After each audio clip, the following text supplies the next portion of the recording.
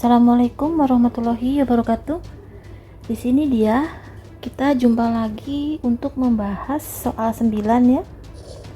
Dari AKL 1 untuk kelas C. Nah, ini soalnya saya perbesar dulu. Soal 9C ya. Nah, di sini P memiliki panca 80% S, dimana kepemilikannya adalah 3 Januari 2016 dengan harga 2,4.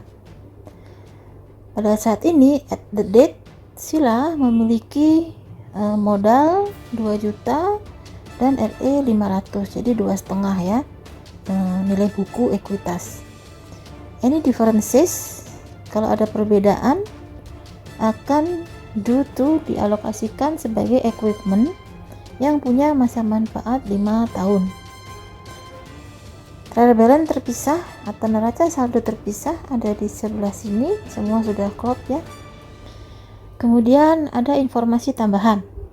Di tahun 2019 S menjual 5 juta persediaan kepada P dengan gross profit 20%. Jadi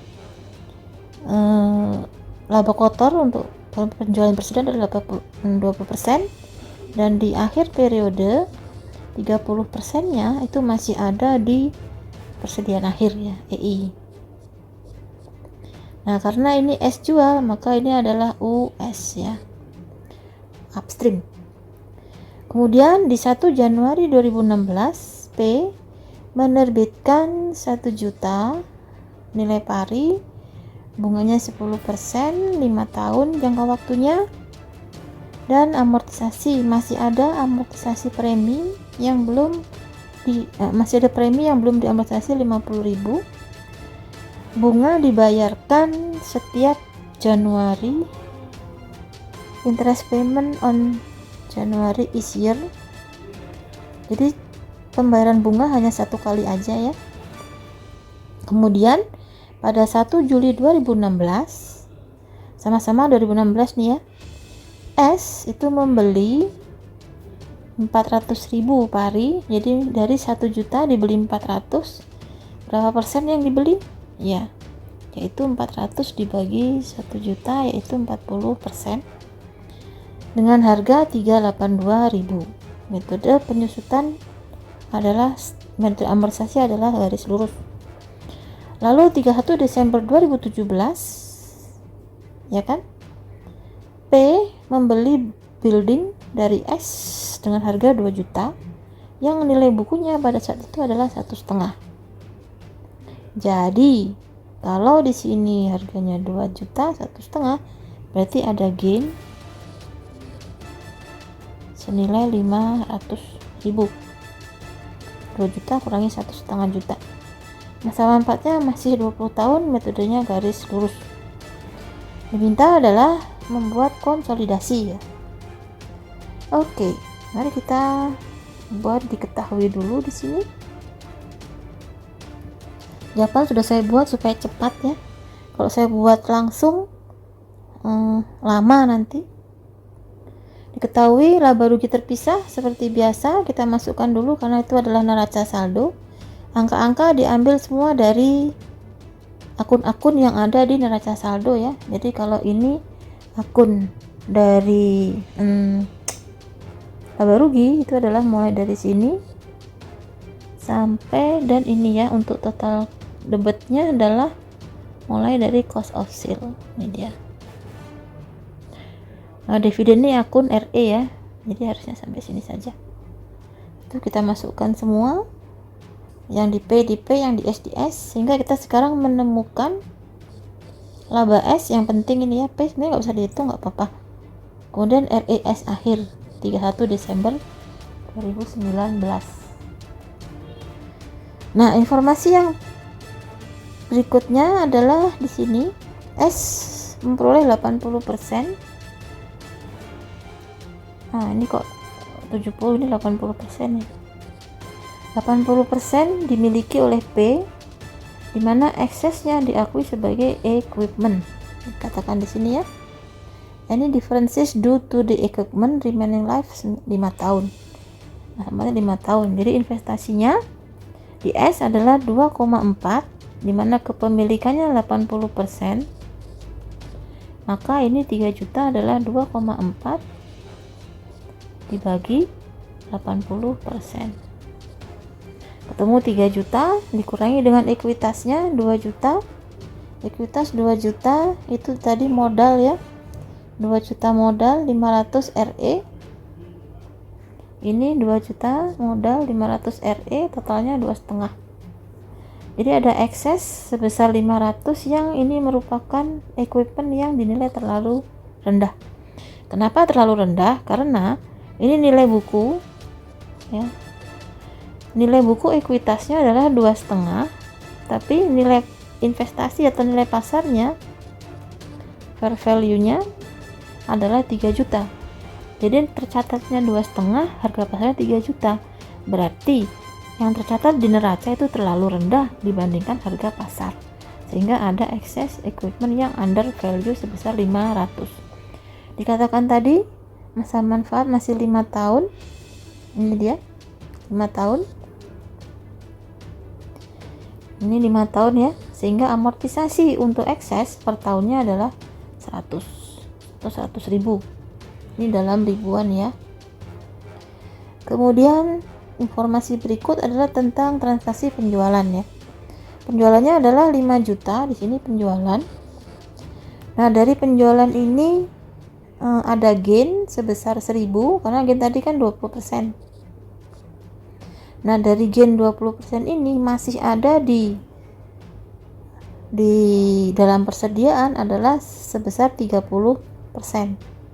Jadi 1 juta dikalikan 30% itu maka gain yang belum direalisasi di persediaan adalah sebesar 300. Harusnya adalah US tadi ya, sudah kita lihat di soal. Ini US. Oh ya, ini belum kita lihat ya, ini juga ini seperti US. Kemudian yang ini P membeli berarti DS ya. Nah, kemudian transaksi berikutnya adalah persediaan. Ini dia sudah ya diakui persediaannya di beginning inventory ya. Kalau belinya tadi adalah persediaan 2019, berarti ini ada di ending inventory, sorry ya, ending inventory ya, ada di EI. Berarti ini belum diakui kan, belum diakui, jadi ini masih belum direalisasi ya. Kemudian kita lihat transaksi berikutnya adalah tentang bond. Di sini 1 Januari ini 1 Januari 2016 menerbitkan 1000 dengan premi 50, dimana premi ini punya masa manfaat 5 tahun. Soal ya, ini masa manfaatnya bukan masa manfaat, umur dari bondnya itu masih 5 tahun sejak 1 Januari 2016. Nah, maka 5 tahun kan, amortisasi dari premi adalah 500 dibagi 5 yaitu 100. Mana sih preminya tadi? Sorry 50 preminya dibagi 5, maka amortisasinya adalah 10 ya. Ini amortisasi premi 10. Ditaruh di mana nih? Belum ini ya, amortisasinya kayaknya 10 tuh ini. Nah, dari 1 juta ini tadi kan dibeli adalah 40%-nya atau karena 400.000. Ini ada 400.000 nominal. Ketika dibelinya, ini dibelinya adalah 1 Juli 2016. Berarti dari 1 Januari ke 1 Juli itu sudah setengah tahun. Nah, karena sudah setengah tahun, maka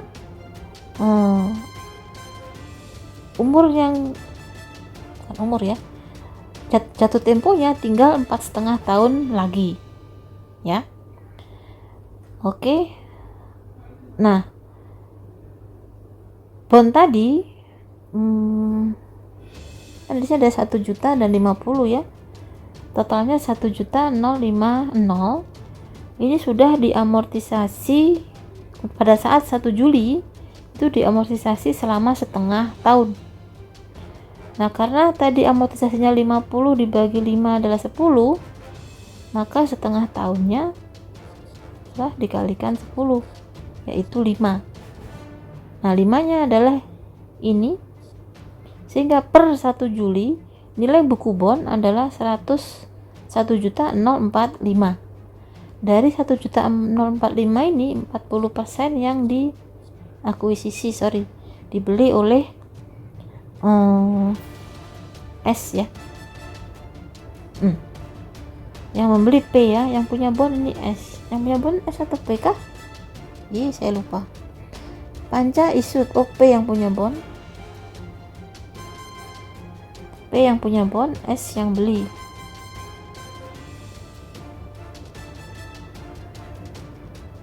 Kenapa masih harus ke bawah ya? Betul ya, DS ya.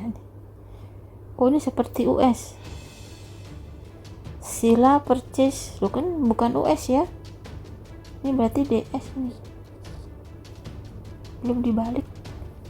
Gak apa-apa lah, kita selesaikan ini aja. DS bondnya, jangan jawabannya semua US DS. Itu bisa salah semua itu. Bondnya DS kok, ini DS ya bond. Bondnya dibeli DS, harus ke bawah. Ini adalah nilai buku dari yang diambil alih 40%, posisi hutang bondnya 1045 per 1 Juli 2016.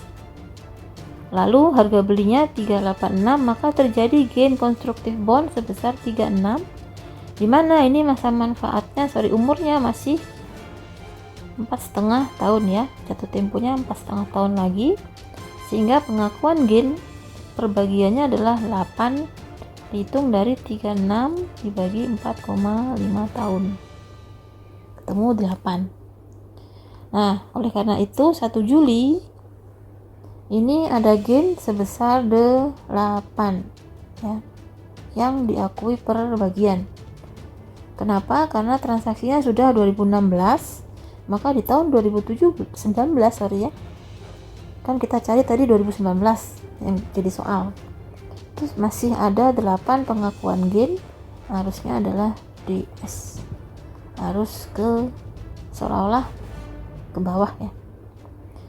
Kemudian jual bangunan tadi 500, tadi untungnya kalau nggak salah ini ya, ini gainnya ada 500. Gain 500 ini umur useful life-nya adalah 20 tahun, maka kalau 20 tahun ini tahunnya, maka yang diamortisasi perbagiannya gain tadi adalah 25.000 per tahun. Oke ya. Nah, untuk memudahkan akun-akunnya, maka kita bisa membuat akun-akun yang diperlukan untuk transaksi ini ya. Nah, untuk Panca sebagai penerbit, maka Panca akan punya hutang obligasi, hutang bunga, dan beban bunga. Sedangkan Sila sebagai pembeli obligasi akan punya investasi, pendapatan bunga, dan piutang bunga. Nah, ingat yang resiprokal di sini adalah untuk P, resiprokalnya adalah 40%. Sementara yang ada di S seluruhnya ini akan dieliminasi ya. Nah, kita cari posisi 2019 karena yang akan kita jawab adalah 2019. Beban bunga itu dihitung dari 1 juta dikali 10%, yaitu ini saya maaf ya, 1000 saja ya supaya dalam ribuan. 1000 kali 10% bunganya adalah 100, ya kan? Jangan lupa di sini tadi untuk P, kan P ya, P punya bondnya dia diamortisasi preminya adalah 50 bagi 5 yaitu 10.000. Amortisasi premi akan mengurangi pendapat, mengurangi beban bunga. Ini lagi beban bunga ya, 10 sehingga di sini ada 90, setiap tahun akan sama 90. Untuk utang bunga itu dihitung dari tadi pembayaran bunganya adalah di tanggal ini ya, 1 Januari. Jadi per 31 Desember itu ada utang piutang bunga. Utang bunga dihitung dari nominal awal yaitu 1 juta dikali 10% atau 100. Nah, utang obligasinya sendiri itu kan diterbitkannya tadi kan 1 Januari. Sementara ini adalah posisi 31 Desember. Kalau semula adalah 1050 ini kan, kemudian di amortisasi preminya adalah 10.000, 10 ya ini karena 5 tahun, maka nilai obligasinya per 2016 sudah dikurangi 10. 1050 minus 10, kemudian tahun berikutnya minus lagi 10, minus lagi 10, minus lagi 10, sehingga 5 tahun kemudian sudah ke nilai nominal. Sudah ke nilai nominal karena preminya sudah diamortisasi. Nah, posisi per 2019 tampak di sini ya. Lalu sila ada pendapatan bunga. Pendapatan bunga itu dihitung dari karena dia punya tadi 40%-nya 400 dikali 10%, yaitu sama dengan 40. Jangan lupa ketika sila membeli dia ini ya, S-bondnya. S-bond ini adalah investasi, investment in bond P, ada diskonto sebesar 18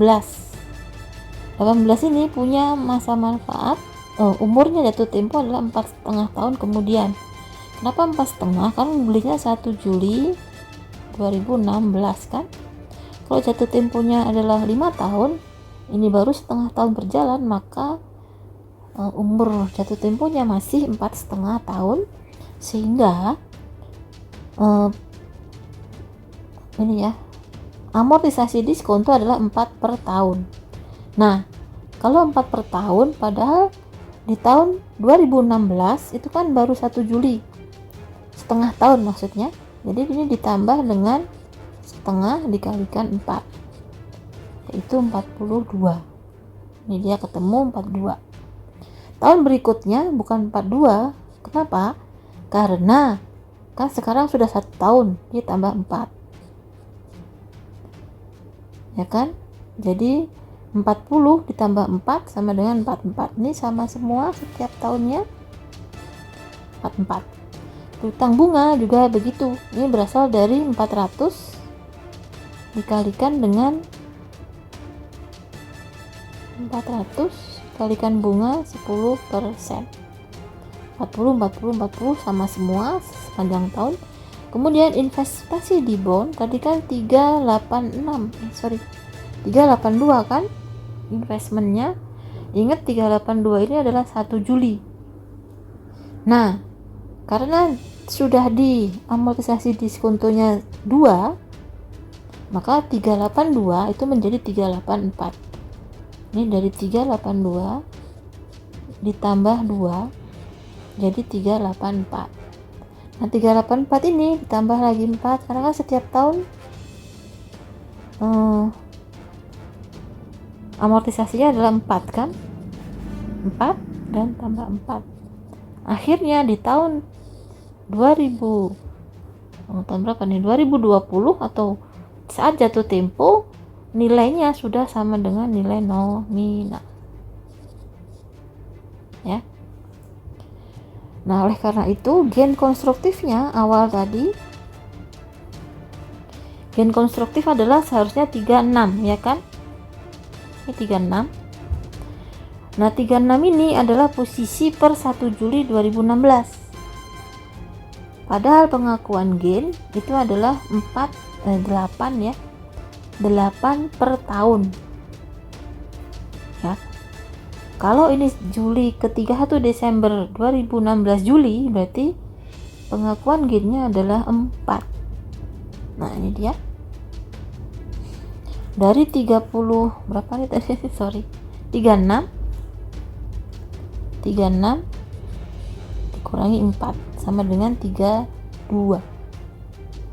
Nah, di tahun berikutnya 2017 ini bukan 4 karena dia adalah 8. Jadi 32 dikurangi 8 yaitu 24. Ini dikurangi 8, 16 dikurangi 8, sisa 8 dikurangi 8. Akhirnya pada tanggal jatuh temponya nilai gain konstruktif sudah 0 ya, karena sudah diakui perbagian yaitu 888. Kemudian untuk ekses peralatan yang UV tadi, eksesnya itu adalah dimulai dari tahun 2016 awal ya. Jadi 1 Januari 2016 tadi kalau nggak salah seperti itu ya. Pada at the date ini 3 Januari 2016. Oleh karena itu ini kan semua posisi 31 Desember nih. Ini 31 Desember kan 2000 kapanpun bisa sesuai nih ya, 16, 17, 18, 19. Tapi ini posisi 31 Desember. Eksesnya dari 500 sudah dikurangi karena diamortisasi karena dia UV under value menjadi 400. Ini dikurang lagi 100 jadi 300, kurang lagi 100 jadi 200, kurang lagi 100 jadi 100, dan akhirnya jadinya 0. Di tahun 2020 adalah tahun berakhirnya ekses. Nah, tadi eksesnya mulai 1 Januari 2016 ya, dimana di sini punya 5 tahun, jadi 2016 ke 2020 ini 5 tahun, sehingga ekses itu di tahun 2020 sudah habis diamortisasi. Ini juga. Nah, untuk bangunan, perhatikan bangunan ini dijualnya adalah 31 Desember 2017. Nah, kalau 3 Desember 2017 kan ini 2017 nih, berarti ada gain bangun buildingnya 500 di 2017. Dia belum diakui perbagian karena ini adalah posisi sudah 31 Desember. Baru kemudian perbagiannya muncul setelah berjangka waktu 1 tahun lewat ya. Kita lihat di sini untuk building nomor saya adalah 25 per tahun ya kan. Nah, karena 25 per tahun, mana tadi building tadi, maka 500 ini dikurangi 25, 475 dikurangi 25, 450 dikurangi 25, 425, begitu seterusnya sampai berapa tahun tadi? 20 tahun. Sehingga di 20 tahun kemudian gain building itu sekarang 0 ya. Nah, untuk ngecek saldo yang ada di neraca saldo itu kita buat tentukan apakah sudah betul atau enggak ya. Kita lihat di sini investasi 31 Desember 2019. Kenapa saya lebih suka menggunakan investasi 31 Desember? Karena kalau soalnya itu soal neraca, saudara tidak bingung lagi. Nah, dengan demikian meskipun soalnya neraca saldo, kita hitung 31 Desember 2019. Apakah boleh menghitung 1 Januari 2019? Boleh-boleh saja. Tidak ada masalah ya. Cara perhitungannya tinggal investasi ditambah dengan income dan dikurangi dividen, akan ketemu 31 Desember 2019 ya. Nah, kalau saya langsung aja 31 Desember 2019, ekuitas 31 Desember Ini dilihat dari 5044 itu adalah berasal dari ini common stocknya 2000 tuh, ditambah dengan ini ekuitas akhir 3044. 2000 plus 3044 adalah 5044. Kemudian ini dikalikan persentase kepemilikan, yaitu 80%. Ketemu 4035,2. Nah, di sini di akhir tahun 2019 31 Desember kita lihat di sini akhir tahun untuk UV peralatan ekses ini ya. Ekses peralatan UV ini masih 100 kan? Nah, 100 ini dikalikan 80%. Jadi ini 100 kalikan 80%. Anda ketemu 80. Begitu dengan laba persediaan belum realisasi ending inventory, karena ini adalah US, ini kan labanya per 31 ini adalah tadi ya, untuk persediaan ini ada laba 300 ya. 300 ini US, jadi dikalikan dengan 90% ketemu 240. Lalu gain konstruktif bond yang belum direalisasi atau belum diakui perbagian, ini kan gain konstruktif adalah sebesar 8. Nah, 8 ini kita taruh di sini. Harusnya DS ya, ini DS sebesar 8. Lalu gain bangunan belum direalisasi 360. Tadi bangunan kan dimilikinya per ini ya 2000 piro tadi 2017 masih 500 31 Desember, sehingga per Desember 2019 ini kan 2019 nih ya, 2019 masih 450 tadi. Karena ini arusnya US, maka harus dikalikan dengan persentase, temunya adalah 360. Ketemulah investasi perhitungan sesungguhnya menurut neraca adalah berbeda, maka ada selisih investasi DS. Investasi kan di minus. Kalau investasi berkurang 2512 berarti investasi harus dikredit ya. Untuk eliminasinya nanti ya. Koreksinya karena ini tentang selisih. Lanjutnya, kalau kita menghitung investasi, berarti kita harus menghitung NCI. Kalau yang ini 80%, maka NCI adalah 20%. Sama, ekuitasnya sama, 5044, pengalinya saja yang berbeda yaitu 20%. Begitu juga dengan ekses peralatan. Kalau di sini 100 dikalikan 80%, maka di sini dikalikannya 100 kali 20%. Temunya 20. Laba persediaan di ending inventory, tadi labanya adalah 300, ada di mayoritasnya atau investasi kan mayoritas 240, sehingga sisanya 60 ada di minoritas atau NCI share ya. NCI. Gain bangunan belum direalisasi, sisanya gain bangunan. Mana gain bangunan? Gain building ini 450 kan? 450 itu kalau dikalikan dengan 20% ketemunya adalah 90. Oleh karena itu NCI per 31 Desember adalah 878,8. Tujuannya angka ini adalah untuk mengecek apakah jawaban kertas kerjanya betul. Selanjutnya, kalau kita menghitung investasi, maka lawannya kan one line consolidation itu kan satu di neraca, satu di laba rugi.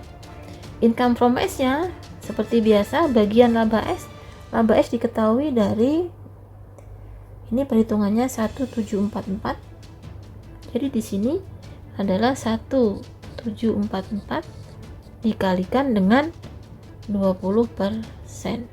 80 ya, ini income from S. Kalau ini kan NCI share yang 20%. Ketemunya sekian, dan seterusnya yang lain sama. Laba persediaan belum direalisasi 240 sama.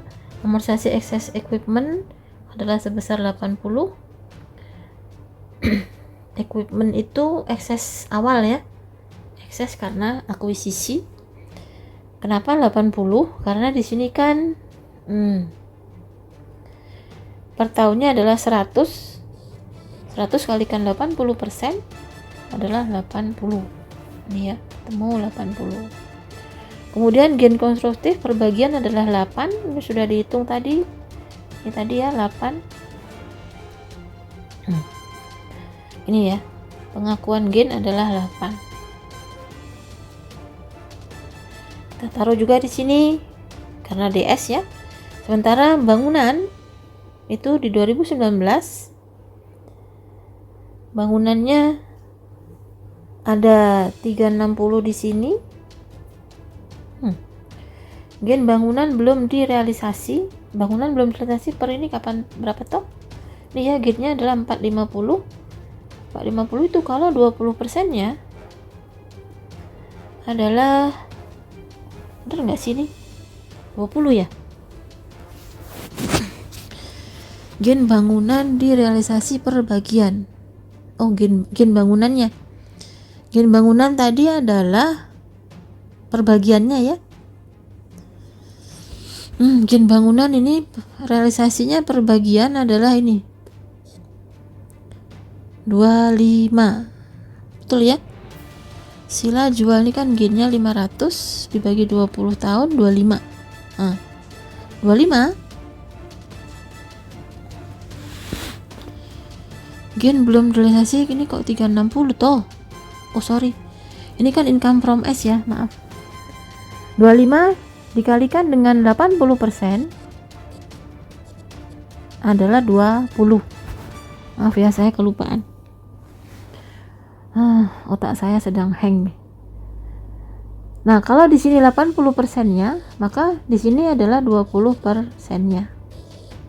Sama saja angka-angkanya.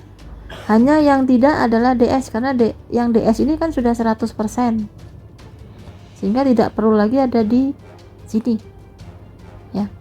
Hanya yang 80% saja masuk ke NCI share ya, karena itu NCI share ketemu 273,8. Nah ini adalah untuk reminder saya bahwa kalau ini laba ditambah dengan laba itu adalah laba keseluruhan. Begitu juga dengan laba persediaan ditambah laba yang NCI share ketemu laba persediaan keseluruhan. Amortisasi ekses 20 di sini sama 80, ketemunya amortisasi ekses keseluruhan.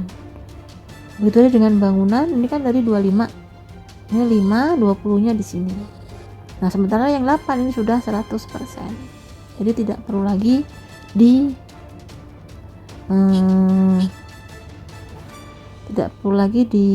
ya, sehingga totalnya ini sesuai. Oke. Nah, setelah kita hitung-hitung semua, selisihnya jelas. Ada selisih di sini. Income from S ada selisih di mana harus dikurangi. Income dikurangi debit atau kredit? Debit. Di neraca investasi harus dikurangi. Neraca dikurangi, investasi dikurangi, harus di kredit. Maka di sini income from S di debit sudah betul, investasi di kredit. Selisihnya adalah RE di panca karena dia tidak dengan benar mencatat investasi dengan metode ekuitas. Makanya ada koreksi. Nah, koreksinya sengaja tidak saya kasih urutan ABC karena ini langsung akan dikoreksi di panca. Tujuannya supaya akun induk itu bisa diklarifikasi dengan akun konsolidasi ya. Kemudian penyesuaian eliminasinya, ini ada penjualan karena penjualannya adalah tahun 2019. Debit penjualan pada HPP 5.000. Ini tadi penjualannya ada ya. Ini nih penjualan, mana tadi penjualan? Ini dia. Penjualan ini ya, salesnya ada 5.000. Lawannya adalah HPP. Penjualan HPP 5.000. Kemudian ini adalah untuk menangguhkan laba belum transaksi ending inventory, yaitu HPP pada persediaan sebesar 300. Lalu angka-angkanya ini sudah ada tadi. yang debit di kredit, yang kredit di debit. Jadi beban utang-utang ini payable, utang-utang tadinya kredit debit, pendapatan bunga kredit sekarang di debit. Angka-angkanya diambil dari yang kuning ini tadi yang sudah kita hitung. Nah, ini dia angka-angkanya dari sini ya, sama resiprokal ini, tapi ini dikalikan dengan 40% karena dia merupakan akun-akun yang ngasih resiprokal. Oleh karena itu angka-angkanya langsung dimasukkan. Lalu ini untuk bangunan. Nah, untuk bangunan akumulasi penyusutan sampai Desember 2019 adalah 50. Itu berasal dari ini ya, penyusutannya tadi kan per bulannya per tahunnya adalah 25 per tahun, karena dibelinya Desember 2017 sedangkan sekarang Desember 2019, maka ada 2 tahun ya. Tuh lihat 2 tahun ya, 17, 18, 19. Nah, 2 tahun tadi, 1 tahunnya itu masih merupakan beban persediaan, beban penyusutan, ada 25. Jadi ini 1 tahun untuk tahun 2017, sementara ini 2 tahun. Akumulasi itu kan nilai yang diakumulasi ya. Ini memang diakumulasi ya, artinya dikumpulkan. Ini adalah 2 tahun ya, 2017 ini 2019 tahun ini ya. Aduh, saya hapus dulu. Nah, ini adalah 2019, beban 2019, sementara ini adalah akumulasi 2018 dan 2019. Oke, makanya ada 50. Selisihnya adalah karena ini tadi adalah US untuk building ya, building kan US nih, kita harus ingat lagi, terus ingat ya, ini US,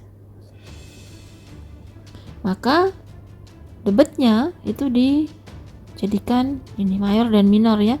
Ini 80% investasi, 20% nya NCI selisihnya. Setelah itu transaksi antar perusahaan selesai, urutan kedua ya, kita langsung ke eliminasi dari akun income dan dividen. Income from tadi sudah dihitung, dividennya juga sudah dihitung, sehingga totalnya selisihnya adalah selisih ini perubahan investasi. Dan NCI share juga udah dihitung tadi 273 ini NCI share ya kan, dividennya 40 dan NCI 233. Kemudian ini jangan lupa ada equipment ya, equipment per 31 Desember kita lihat nilai peralatan per 31 Desember adalah sebesar 131 Desember, tapi padahal ini adalah G ini adalah kembali ke saldo awal. Jadi ini 1 Januari, ini juga 1 Januari.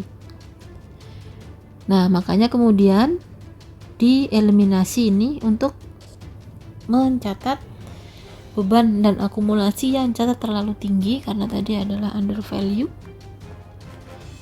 Catat terlalu rendah ya. Maka beban pada equipment sebesar 100. Jadi akibatnya apa? Equipment pada akhir 2019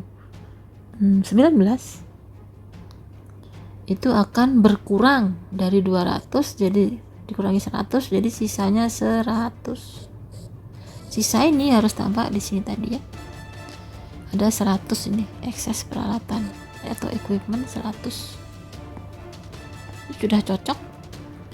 Nah, setelah kita membuat jurnalnya langsung dimasukkan A ke A, B, debit ke debit, kredit ke kredit gitu saja. Tak usah bingung memasukkannya. Yang perlu kita cek adalah 1, income from S harus 0, udah betul.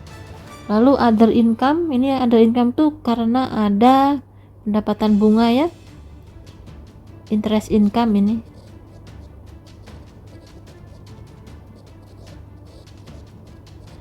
Atau pendapatan bunga.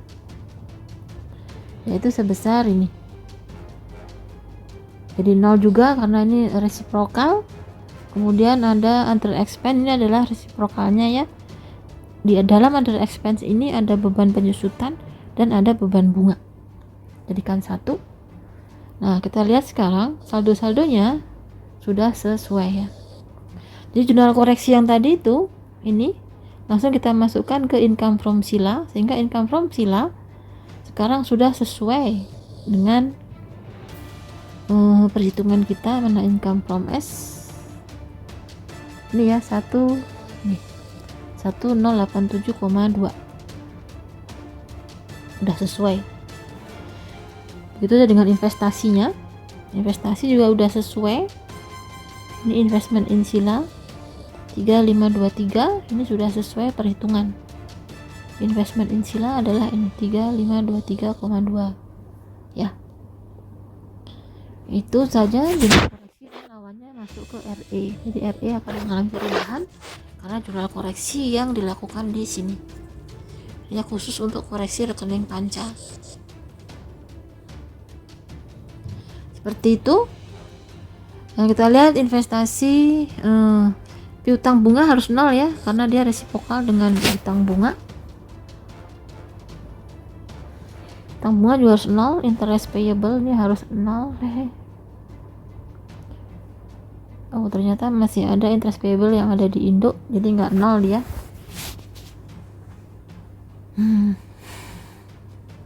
Oh ya, resiprokalnya 40 ya. Interest payable. Sehingga yang masuk di neraca konsolidasi sisanya yang tidak resiprokal yaitu 60%. Lanjut lagi, yang kita cek adalah ini investasi di sila, ini sudah 0. Kemudian investment in bond juga ini saling resiprokal 0 dengan jurnal C. Itu penting, dan yang penting lagi adalah ini NCI share apakah sudah betul. Kita lihat di perhitungannya apakah 878,8. NCI nya mana tadi NCI? Ini ya, 878,8. Jadi sudah betul. Ini sudah betul. Selesailah jawaban untuk soal 9 AKL 1C. Terima kasih. Semoga bermanfaat. Wassalamualaikum warahmatullahi wabarakatuh.